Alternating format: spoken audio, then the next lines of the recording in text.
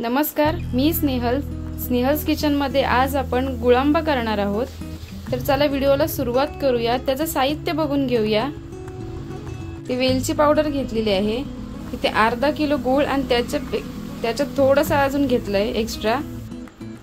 1 kilo कैऱ्या घेतलेल्या आहेत। कैरी आणि गूळ किसून घ्यायचे। कैरी आधी सोलून घ्यायचे, त्यानंतर किसून घ्यायची ती, आणि गूळही बारीक किसून घ्यायचे। कैरी सोलून किसून घेतलेली आहे, गूळही बारीक टेचून घेतलेला आहे।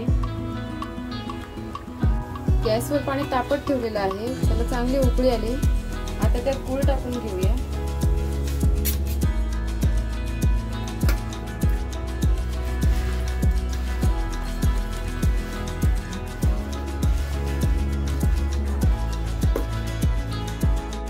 सगळं गूळ पाण्यात पूर्ण विरघळून घ्यायचं।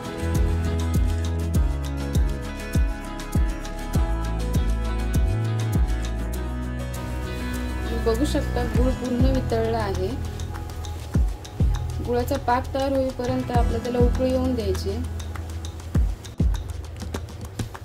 गुळाच्या पाण्याला चांगली उकळी आली आहे, त्यात आता कैरी टाकून घेऊया किसलेली।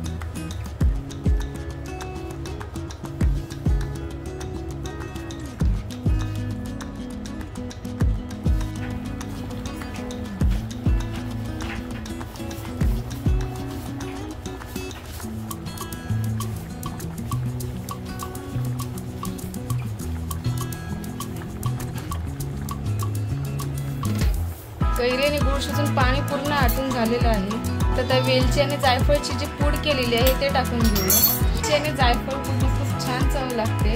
गुळांबा तयार आहे, ते आता एका बाउलमध्ये सर्व करून घेऊया। तर आज आपण बघितलं कैरीचा गोड गुळांबा। ही रेसिपी तुम्ही नक्की ट्राय करून बघा। कशी वाटली ते कमेंट्समध्ये कळवा। ही रेसिपी आवडली असेल तर लाईक करा, शेअर करा, सगळ्यात महत्त्वाचं सबस्क्राईब करा। भेटूया पुढच्याच रेसिपीजमध्ये।